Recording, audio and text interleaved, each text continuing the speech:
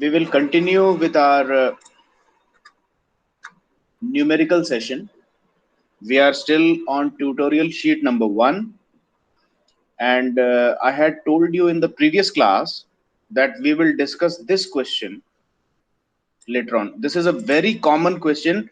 This generally comes in your competitive exams, and there is a very good possibility that this could come in your RTO exam also. Now, what is the aim here? You have a U-tube manometer filled with a fluid. The fluid might be having some density and all. It need not necessarily be water, it could be any fluid. You have to calculate the natural frequency of vibrations for the column of liquid in simple U-tube manometer. Let me see if I can get something on YouTube.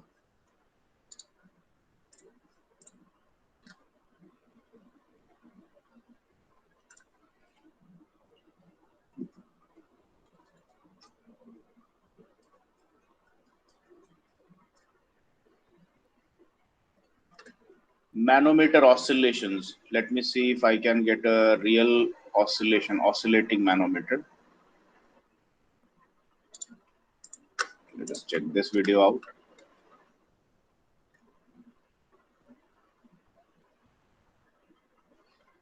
See. Are you able to see the video? Yes, sir.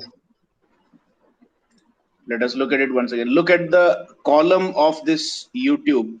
The liquid inside the U-tube is oscillating to and fro.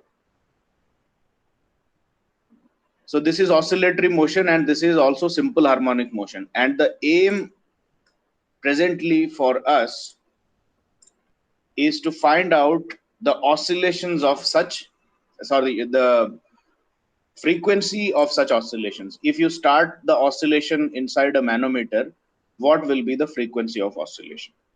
And generally, please let me tell you, you won't get any information apart from the length of the U-tube manometer liquid column.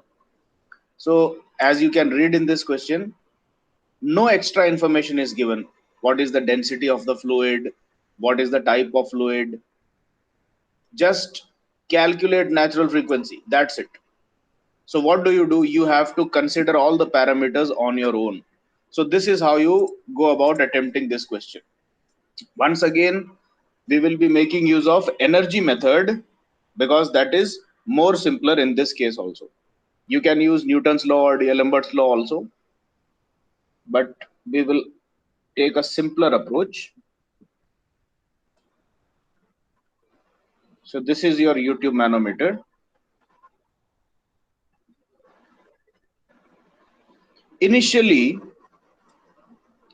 the level of fluid was up to this level in both the legs.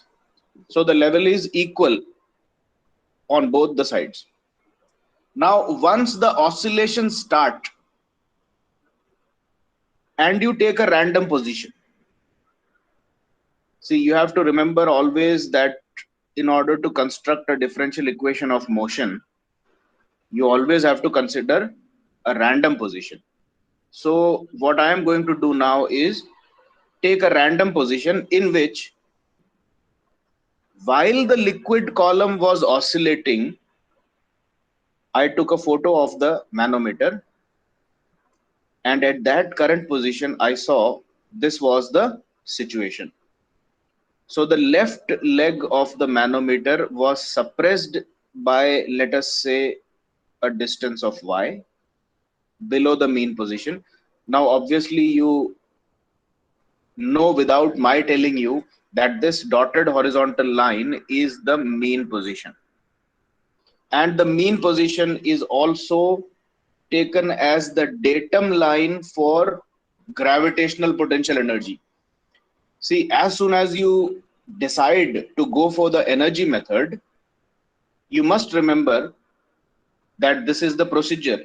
You are going to construct an expression of total energy, which would comprise of potential energy, gravitation, if applicable in your problem, plus potential energy of spring or elastic components, if applicable in your problem, plus kinetic energy of linear motion or translation if applicable in your problem, and kinetic energy of rotation if applicable in your problem. And then what you are going to do is take this expression of total energy and put it equal to constant. And by doing so, you are declaring that the sum total of all these energies of my system, while it is vibrating or oscillating, is going to be constant at all points of time. So at all points of time, it is constant. So the next step is you differentiate this total energy expression with respect to time. And obviously, since the sum total is always constant, you must get a zero on the right hand side. And this expression automatically delivers you the differential equation of motion. And the next thing that you are going to do is compare with standard SHM. Standard SHM equation के साथ में इसको compare करेंगे और comparison के साथ में omega N की वैल्यू निकाल लेते हैं. ये फिक्स प्रोसीजर है आपका एनर्जी मेथड में. So this is exactly what we are going to do. We have to construct the total energy for this.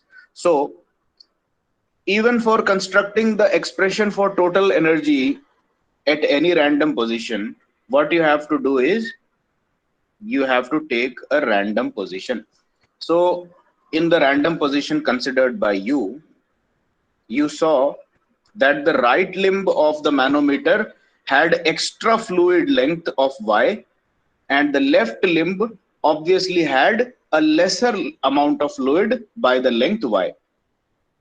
And now in this situation, I want some of you to volunteer and give me the values of these expressions, or at least tell me which expressions in this equation are going to be zero. आपके पास 4 type of energies हैं.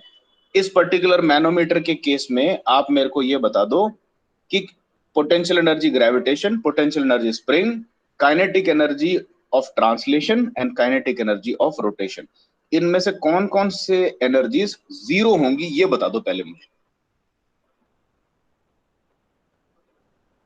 Anybody?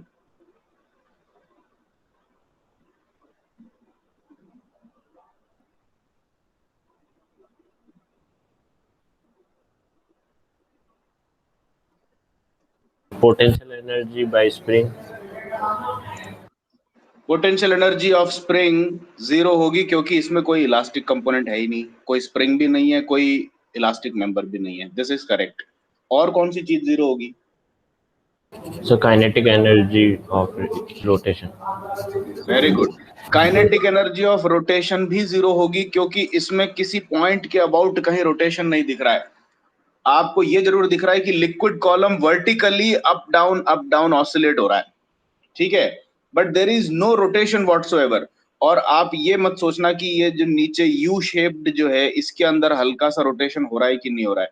लेकिन आपको ये याद रखना है कि you tube manometer किसी भी शेप का हो सकता है. It is not necessarily of a curved U shape.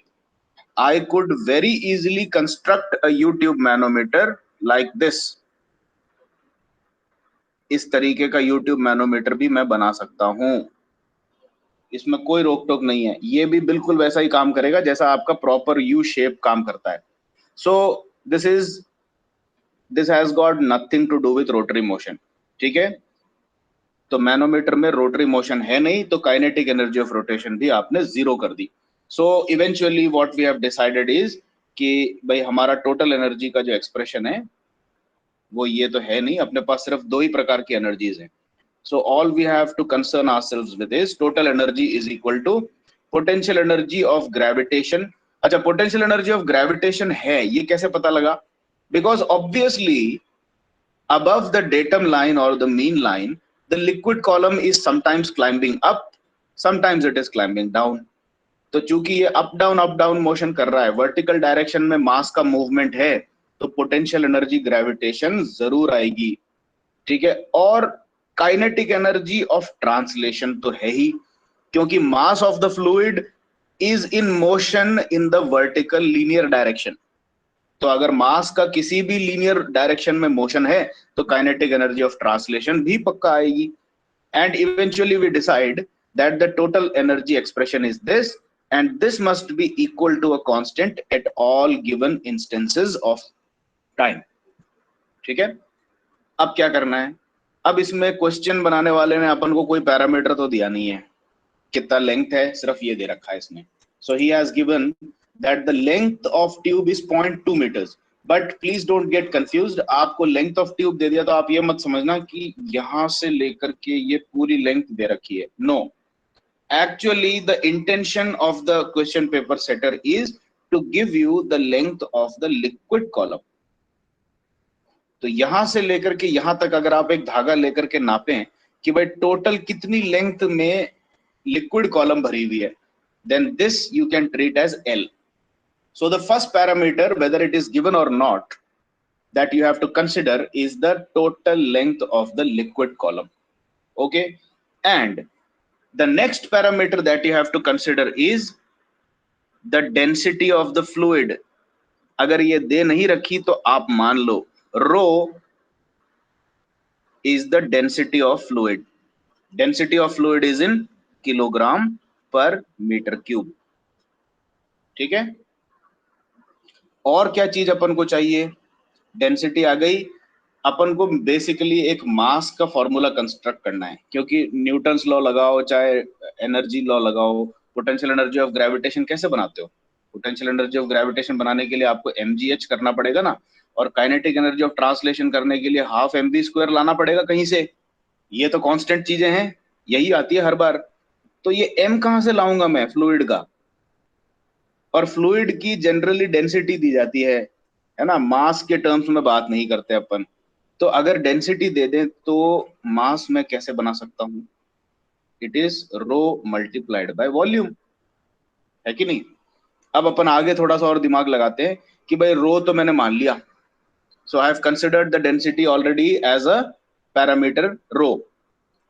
अब ये वॉल्यूम कहां से लाऊंगा? How do you find the volume of a fluid which is filled inside a tube? तो अगर मैं आपको अभी सिर्फ एक ऐसे ट्यूबुलर सिलिंड्रिकल कंटेनर दे दूं और उसमें कहूं कि L हाइट तक पानी है,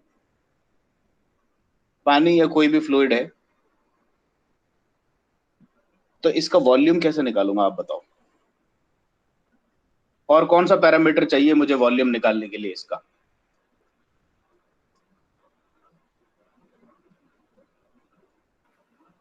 रेडियस. So ट्यूब का cross section. Yes, very good. What is the cross sectional area of the tube? ये चाहिए होगा मुझे. तो अब अपन ने सिंपल लॉजिक लगाया है, और अगर cross section area of tube मेरे को पता हो तो मेरा वॉल्यूम जो है that will be directly cross sectional area multiplied by length. और अब आपको वॉल्यूम पता लग गई तो मेरा मास क्या होगा?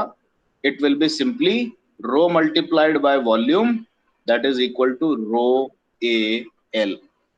तो length of manometer fluid column L तो दे रखी है, रो और ए की इंफॉर्मेशन नहीं थी, तो ये आप मान लीजिए, you have to assume it. So apart from rho I am also going to consider one parameter, cross section area of the manometer tube A.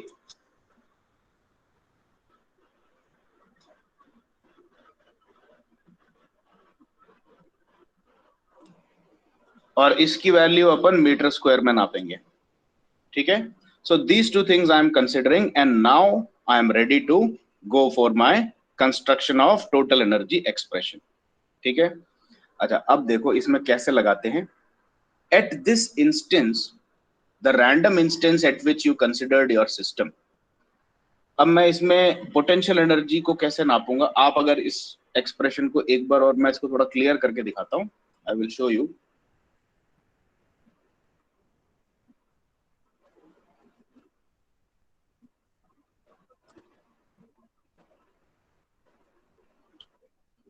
पहले यहां तक फ्लूइड था, दोनों लिम्स में बराबर. ठीक है. उसके बाद क्या देखा अपन ने?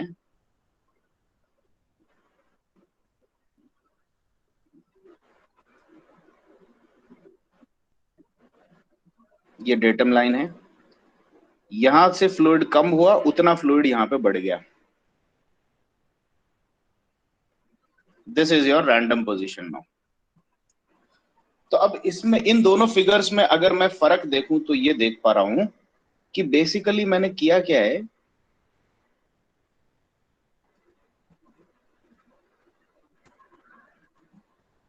लेफ्ट वाले लिम्ब में इतना सा जो लिक्विड का कॉलम था, इसको यहां से कट किया और यहां पर पेस्ट कर दिया।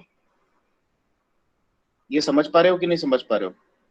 मैं आपको एक ट्रिक बता रहा हूं पोटेंशियल एनर्जी को क्विकली कैलकुलेट करने का। लेफ्ट वाले फिगर में और राइट वाले फिगर में ये फर्क था कि लेफ्ट वाले में तो इक्विलिब्रियम पोजीशन पे लिक्विड था, और राइट फिगर बनाने के लिए मैंने क्या किया, यहां से तो लिक्विड कॉलम खाली किया और उसको उठा के राइट पोर्शन में ऊपर यहां पर रख दिया।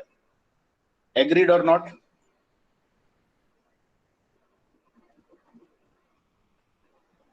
Yes, सही sir. है क्या? सही है Yes, ना? sir. अब आप देखो, इस लेवल को कंसिडर करो। तो मैं ये कह रहा हूं कि मैंने इस लिक्विड के कॉलम की पोटेंशियल एनर्जी को तो हाथ ही नहीं लगाया। ये देखो, अब ये जो वायलेट कलर में, ये पर्पल कलर में जो मैंने लिक्विड कॉलम बनाया है ना, what I am saying is I have not touched the energy और the potential energy of this column level. Even ये भी क्यों, ये भी ले लो, तो जितना मैंने पर्पल शेड किया हुआ है उतने लिक्विड कॉलम की पोटेंशियल एनर्जी यहां पर देखो, पहले भी उतनी ही थी और बाद में भी उतनी ही है। ये पर्पल शेडेड पोर्शन आपका फर्स्ट सिचुएशन में भी यही था, सेकंड सिचुएशन में भी यहीं पर है। अब फर्क क्या आया है, सिर्फ ये रेड शेडेड पोर्शन को मैंने लेफ्ट से कट किया और राइट में ऊपर ले जाकर के पेस्ट कर दिया। So you see, basically what I did was I made this small volume of fluid on the left side, और पहले मैं उसको ट्रेवल कराते कराते कराते कराते इधर राइट साइड में लाया, इसको थोड़ी देर यहां पे रखा, तो देखा कि ये अभी डेटम लेवल के जस्ट नीचे है। फिर मैंने क्या किया, इस छोटे से रेड बॉक्स को सीधे उठा करके ऊपर रख दिया यहां पे। यही तो किया ना मैंने, और बाकी सिस्टम में कोई चेंज नहीं किया। So by observing this small change, I am going to claim that the change in potential energy gravitation of whole manometer, यानी कि पूरे मैनोमीटर की पोटेंशियल एनर्जी ग्रेविटेशन में जो चेंज आया है वो सिर्फ इस छोटी सी टिकिया के कारण आया है। इसको मैंने इस लेवल से उठा करके यहां रख दिया, बस इतना सा ही चेंज है टोटल पोटेंशियल एनर्जी का, बाकी पूरा लिक्विड वहीं का वहीं है। अब अपन देखते हैं, अच्छा ये समझ में आ गया कि जो मैंने कहा? So all that I have done is simply lift this small box of liquid and put it at a larger height. That's all. इतना सा काम किया है मैंने। क्लियर हुआ कि नहीं हुआ? हुआ। अब अपन यहां वापस आते हैं अपने। अब मेरे को बताओ, आपका जो छोटा सा वॉल्यूम था जो आपने यहां से उठा करके लिफ्ट किया, उसका वॉल्यूम कितना है?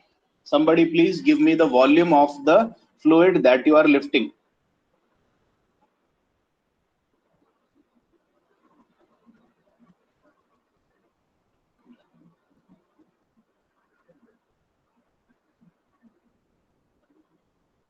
How much volume was lifted?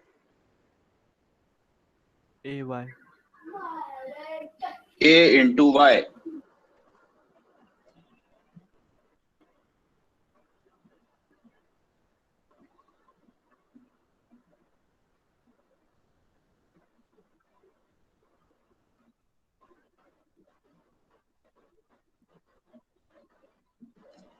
ठीक है?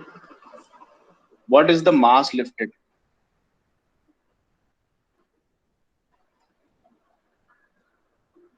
अगर वॉल्यूम ए वाई है तो कितने मास को मैंने लिफ्ट किया? रो A Y. Row A Y.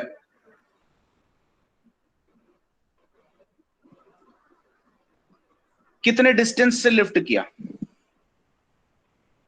इस ब्लॉक को वाई डिस्टेंस। y डिस्टेंस से पूरे ब्लॉक को ऊपर मैंने रेज किया है. So if this mass was lifted by distance y, तो potential energy of gravitation कितनी हुई? Or rather I should say increase of potential energy of gravitation from the datum line.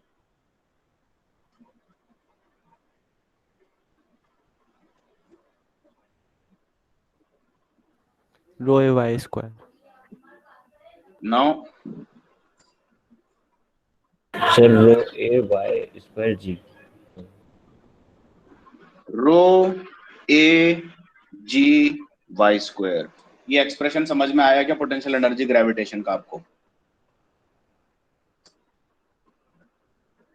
Clear है?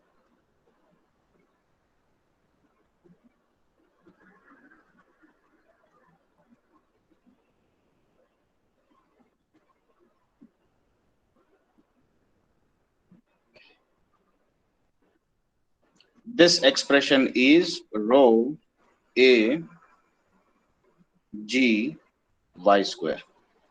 ये एक्सप्रेशन अपन को मिल गया. Next we come to the expression of kinetic energy of translation. The general formula for this is half mv square. अब देखो v कहां से लाओगे? v जैसे अपन ने हमेशा एनर्जी मेथड में किया है. आपने एक फोटो खींची है यहाँ पे एक रैंडम पोजीशन की, ठीक है? तो इस टाइम पे इसकी वेलोसिटी अगर आप पता कर भी लो तो अगले क्षण तो चेंज होने वाली है. इससे पहले कुछ और थी, इस क्षण पे कुछ और है और अगले क्षण में कुछ और होने वाली है. So what you can do in such situations is you don't bother about finding the velocity because that is not constant. So you just claim कि इंस्टेंटेनियस पोजीशन में जब हमने फोटो खींची तो हमने ये पाया कि ये लिक्विड कॉलम ऊपर को चढ़ रहा था y डॉट वेलोसिटी से.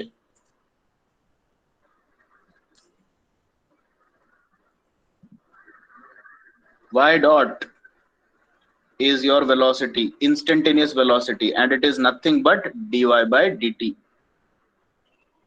इस तरीके से अपन ने पिछले बार भी एनर्जी मेथड में लिया था. तो आप मान लो कि एक वेलोसिटी मैंने देखी y dot. Now this already automatically becomes a part of your expression. So velocity you are taking as y dot. और मास का एक्सप्रेशन ऑलरेडी आपके पास में है. मास का एक्सप्रेशन क्या है? अब यहां पर थोड़ा सा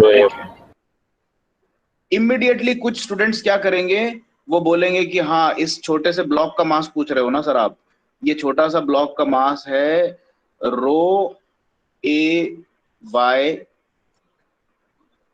है ना? Mass is equal to rho into A into Y. लेकिन ये गलत है. अब बताओ क्यों? पहले तो आपने जब mgh बनाया था तब तो रो ए वाई ले लिया था. अब काइनेटिक एनर्जी बना रहे हो तो वहां पर भी m ही बैठा है, लेकिन आप वहां पर रो ए वाई नहीं ले रहे हो. मैं आपको कहूंगा कि इसका करेक्ट एक्सप्रेशन काइनेटिक एनर्जी में mass is equal to rho A L है. अब बताओ क्या पहेली है ये? I am saying that for constructing kinetic energy translation you need to apply the formula half mv square. ठीक है? और पोटेंशियल एनर्जी के लिए आपने क्या फॉर्मूला लिया था? mgh. तो वो तो आपका आ गया रो ए जी वाई स्क्वायर, और उस केस में आपने m लिया था रो ए वाई. लेकिन अब मैं ये कह रहा हूं कि यहाँ पे काइनेटिक एनर्जी के लिए जो m लोगे वो रो ए वाई नहीं होगा, वो होगा रो ए एल. इस गुत्थी को कोई सुलझा सकता है क्या? What is the mystery here? Why am I taking L instead of Y? क्योंकि सर मूव तो पूरा एल लेंथ का फ्लूइड ही कर रहा है इसलिए. Very good, excellent, on the spot answer. भाई पोटेंशियल एनर्जी सिर्फ इस रेड शेडेड पार्ट की ही बढ़ी थी, और मैंने आपको एक वायलेट शेडिंग करके दिखाई थी कि ये जो बाकी का पूरा लिक्विड है इसकी पोटेंशियल एनर्जी तो चेंज हो ही नहीं रही. ये वहीं की वहीं है जहां पहले थी। ये देखो, ये लिक्विड लेफ्ट साइड में भी वहीं बैठा था और राइट साइड के फिगर में भी वहीं बैठा है, रैंडम फिगर में। चेंज ऑफ पोटेंशियल एनर्जी सिर्फ रेड शेडेड पार्ट की हुई है। तो पोटेंशियल एनर्जी का मास जो आएगा वो सिर्फ इस छोटे से बॉक्स का मास आएगा। लेकिन काइनेटिक एनर्जी का मास निकालते टाइम आप ये भूल जाओगे, कई जने भूलते हैं, कि पूरा का पूरा कॉलम ऊपर नीचे मूव हो रहा है। सिर्फ ये छोटा सा बॉक्स ही नहीं, पूरा कॉलम मूव हो रहा है। So you have to consider the mass of the entire liquid column, and that is why while taking the mass of your kinetic energy expression, you have to take rho al, where L is the entire length of your liquid column. ये पूरा length liquid column का equilibrium position में total जितना था। ठीक है, now replace the required parameters and give me the expression of kinetic energy translational.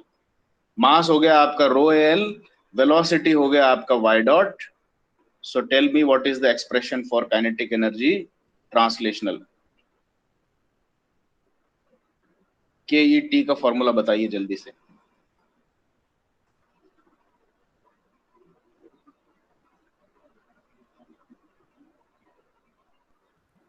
Half rho L Y dot का square. Half rho A L into Y dot का square, this is the expression for kinetic energy. तो अब देखते हैं अपन ने क्या क्या पता कर लिया। एक्सप्रेशन फॉर पोटेंशियल एनर्जी ये रहा, expression for kinetic energy translational ये रहा, आपकी टोटल एनर्जी इन दोनों का सम है। So let us write down the expression for total energy now.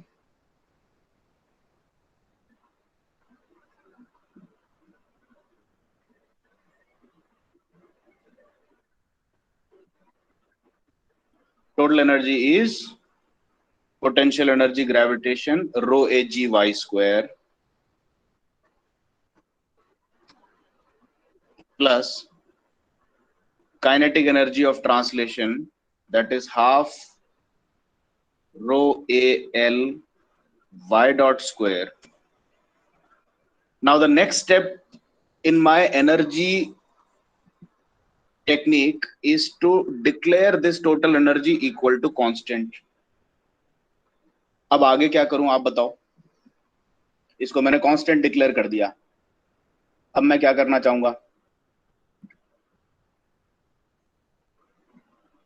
Differentiation. अब डिफरेंशिएट करूंगा, differentiate the total energy expression with respect to time. जल्दी से बताओ क्या क्या आएगा डेरिवेटिव। चलो मैं करता हूं टू सेव टाइम, आप सिर्फ देख के सही है गलत है जज कर लेना। रो ए जी कॉन्स्टेंट्स हैं, वाई स्क्वायर का डेरिवेटिव आएगा 2y into D Y by D T, जिसको मैं वाई डॉट लिख देता हूं, plus half rho A L, सब कॉन्स्टेंट्स हैं। वाई डॉट के स्क्वायर का डेरिवेटिव आएगा 2y dot into Y double dot, यानी कि y डॉट का जब डिफरेंशिएशन करूंगा तो d2y by dt स्क्वायर हो जाएगा, which I am writing as y double dot. And when I go to the right hand side, I see a constant. The derivative of a constant is 0. तो ये आ गया मेरे पास expression. अब मैं इसको जल्दी से सिंप्लीफाई करना चाहूंगा। 2 और 2 कैंसिल कर दिया, and I see I have got two terms, and in both the terms I have this y dot as a constant entity. तो इसको कॉमन लिया, 0 से डिवाइड कर दिया, ये भी खत्म हो गया। If I simplify it properly, I get 2 rho a g y plus rho a l y double dot equal to 0. अब मैं ये देख रहा हूं इन दोनों टर्म्स में रो ए भी कॉमन है, इसको भी गायब कर सकते हैं अपन। So again simplifying, 2g times y plus l y double dot equal to 0. Now I am approaching a differential equation very similar to my simple harmonic motion.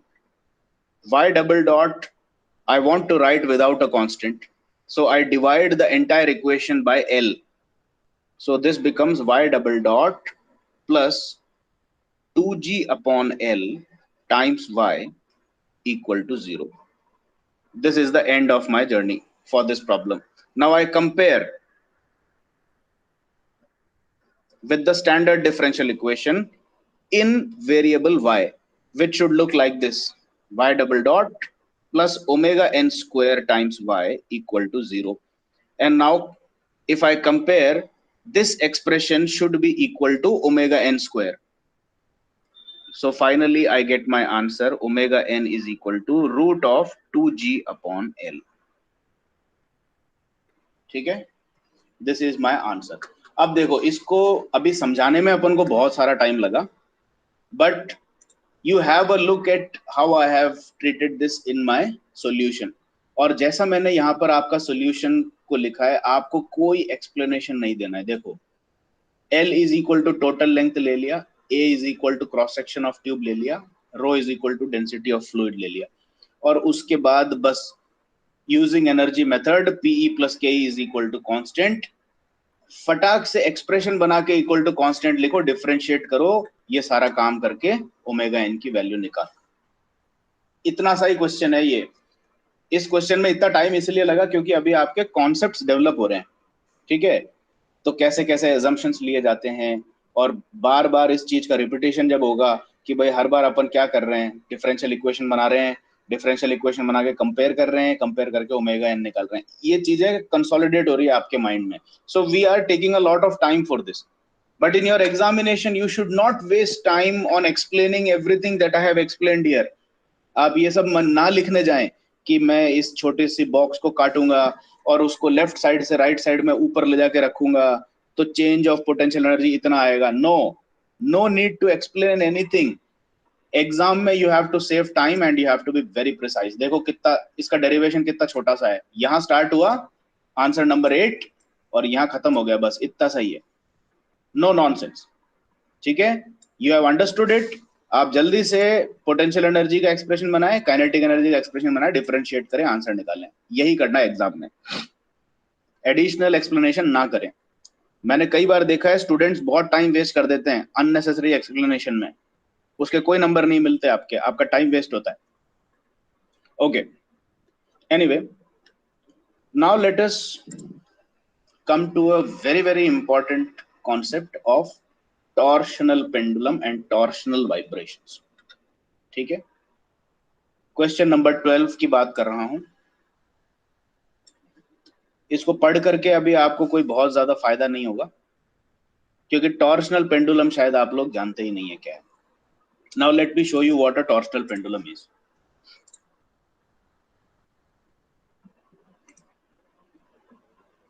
You can see this video. ये देखो,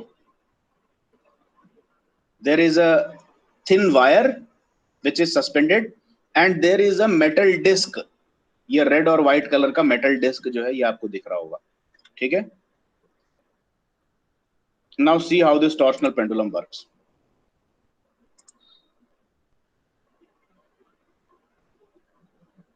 देखा आपने torsional pendulum कैसे काम कर रहा है? ये ट्विस्ट हो रहा है और अनट्विस्ट हो रहा है. This is a torsional pendulum.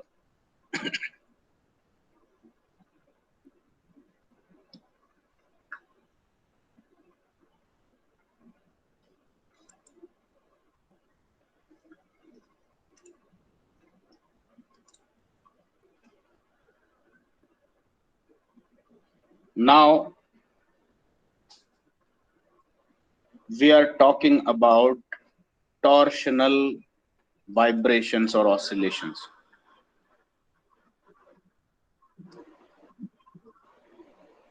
और इस पे बहुत कॉमनली क्वेश्चंस आते हैं, तो आपको बिल्कुल क्लियर होना चाहिए कि टॉर्शनल वाइब्रेशन की प्रॉब्लम्स को कैसे टैकल करना है. Basically what you saw in the video was this: you had a thin wire or what we generally call as the shaft or wire,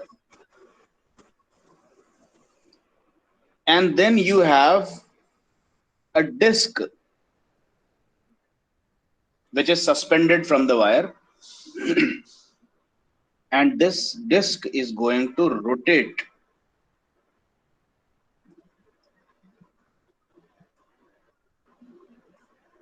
And in doing so, the wire will get twisted and untwisted. इसमें मरोड़ आएगा. आपके wire की जो feeling होगी, अगर अपन अपने human expression से बयान कर पाते, तो ये क्या होगा, आपको ये जो वायर है इसके ऊपर मरोड़ फील होगा. It will be experiencing twisting and untwisting. Can you understand this in your mind? एक बार जरा कोई मेरे को कंफर्म कराए कि कॉन्सेप्ट क्लियर है क्या आपको? Yes sir. ठीक है. अब देखो, now what you want to do is, in all such situations, how do you find the natural frequency of torsional oscillations? इस तरह के मरोड़ पैदा होने के साथ साथ जो oscillations आ रही है, इसको कैसे आप कैप्चर करोगे, इसका फ्रीक्वेंसी? तो अब इस केस में आपका जो स्प्रिंग की तरह बिहेव करने वाला एलिमेंट कौन सा है? द वायर और the shaft is behaving like a torsional spring or a torsion spring.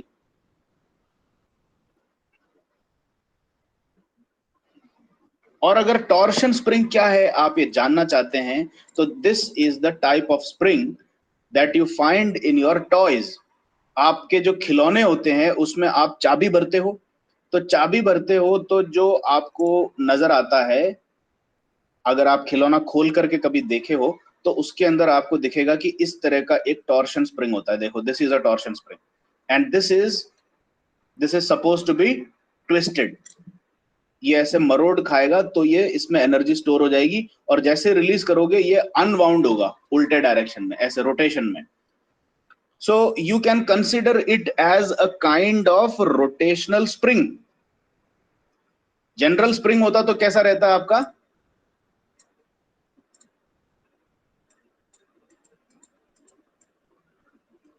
इस तरह का स्प्रिंग होता है जो कि लीनियर मोशन के लिए है, और ये जो स्प्रिंग आप देख रहे हैं ये इस तरह की ट्विस्ट खाने के लिए है.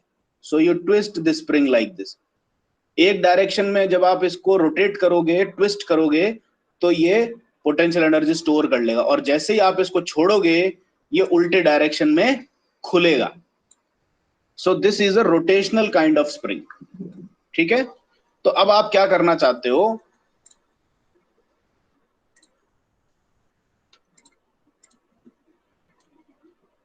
You want to replace this whole shaft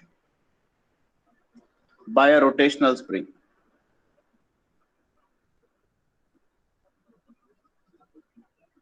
और इस रोटेशनल स्प्रिंग के सेंटर में ये डिस्क लगा हुआ है. So you want to do something like this. तो जिस तरीके से आपके नॉर्मल स्प्रिंग का एक स्प्रिंग कांस्टेंट होता है, तो उसी तरीके से ये जो आपकी स्पाइरल स्प्रिंग है या फिर टॉर्शनल स्प्रिंग है, you have a torsional spring constant for it. K suffix T से इसको डिनोट किया जाता है. This is called as the torsional stiffness.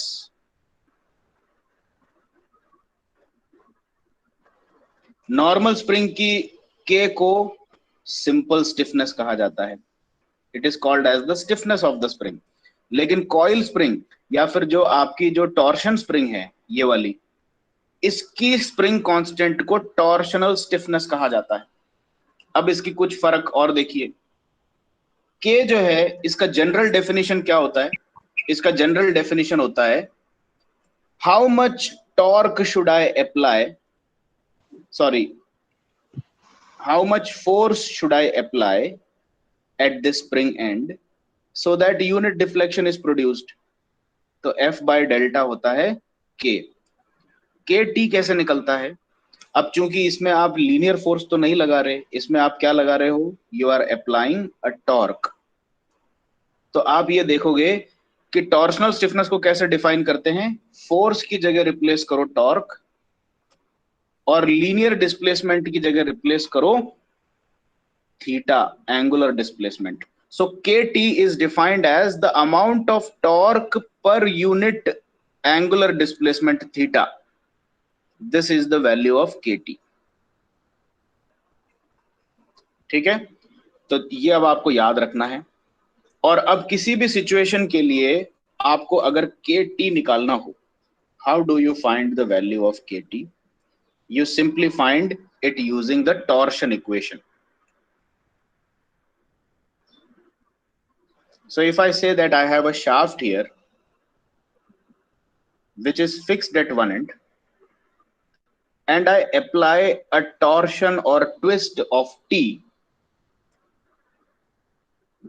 the modulus of rigidity of this material of shaft is capital G, whose unit is in Newton per meter square, and the polar moment of inertia of cross section of this shaft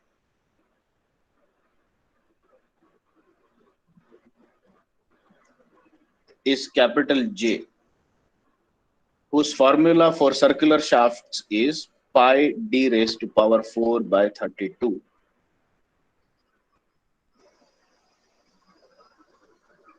तो मेरे पास में एक torsion equation है जो आपने strength of materials में पढ़ी होगी.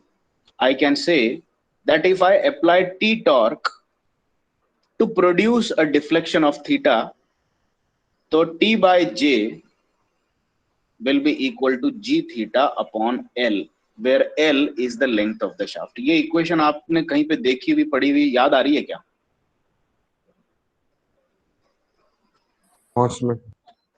मॉस में पढ़ा था ना. This is called as the torsion equation.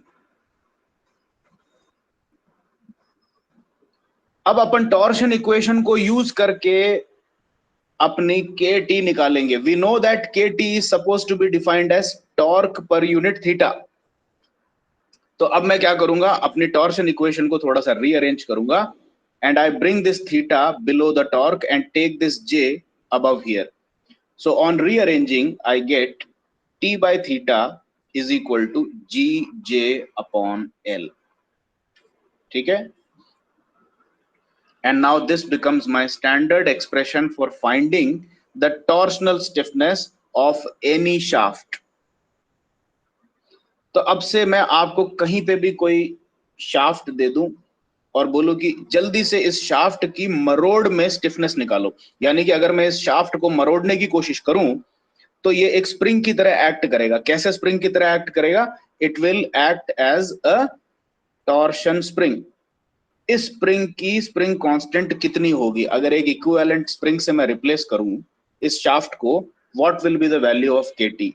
तो अब आप ब्लाइंडली ये पूरी कहानी रिपीट किए बगैर सीधे सीधे इसको रट भी सकते हैं और you can memorise it that it will be G J upon L. अब आगे मैं क्वेश्चन पूछूंगा ये जी क्या है, तो बोलना है कि सर वो इस शाफ्ट की मॉड्यूलस ऑफ रिजिडिटी है जो कि क्वेश्चन में दिया होगा. अच्छा, एल क्या है? वो इस शाफ्ट की लेंथ है. अच्छा, जे क्या है? तो आप कहेंगे कि इस शाफ्ट को अगर मैं काटूं और इसका क्रॉस सेक्शन देखूं तो इस क्रॉस सेक्शन का डायमीटर मैं नापूंगा स्मॉल डी, और इस क्रॉस सेक्शन का polar moment of inertia J is polar moment of inertia, और इसका सर्कुलर क्रॉस सेक्शन के लिए जो फॉर्मूला होता है that is pi D raise to power 4 by 32. ठीक है.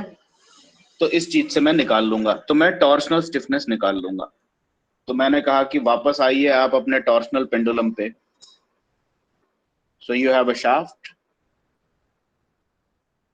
you have a disc, and now this disc is oscillating to and fro. The variable is theta. ठीक है.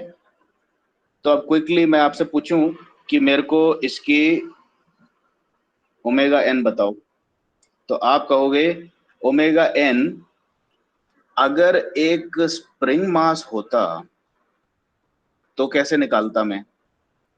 Omega N is equal to under root of K by M. अब यहां पर spring mass की जगह मेरे पास में क्या है? एक इक्विवेलेंट टॉर्शन स्प्रिंग है, और मास की जगह पे एक डिस्क है जिसका मोमेंट ऑफ इनर्शिया आई होगा.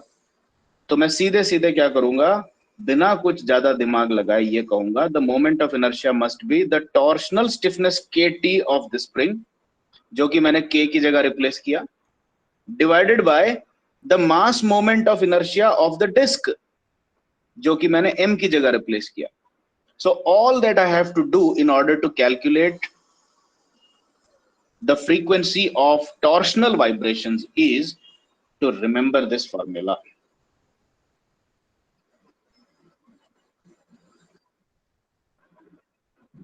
For torsion, where Kt I remember as Gj upon L, where J I remember as pi d raised to power 4 by 32. बस काम खत्म. अब आप लोग इस क्वेश्चन को पढ़ें और इस क्वेश्चन का आंसर जो मैंने यहां पर दिया है, क्वेश्चन नंबर, कौन सा क्वेश्चन है, क्वेश्चन नंबर 12. क्वेश्चन नंबर 12 का आंसर आप लोग देखें और खुद समझने की कोशिश करें कि कैसे किया है मैंने. How I have found the frequency. See omega N you can directly apply as under root of K T by I of mass. ये जो मास है डिस्क, ठीक है, और डिस्क शेप है तो आई का फॉर्मूला हो जाएगा M R square by 2. So I think that this is self explanatory now. और इस क्वेश्चन को जरूर देखें आज. This is your homework to understand this. ठीक है, यहां पर अपन स्टॉप करते हैं, but please don't go away. I will take your attendance.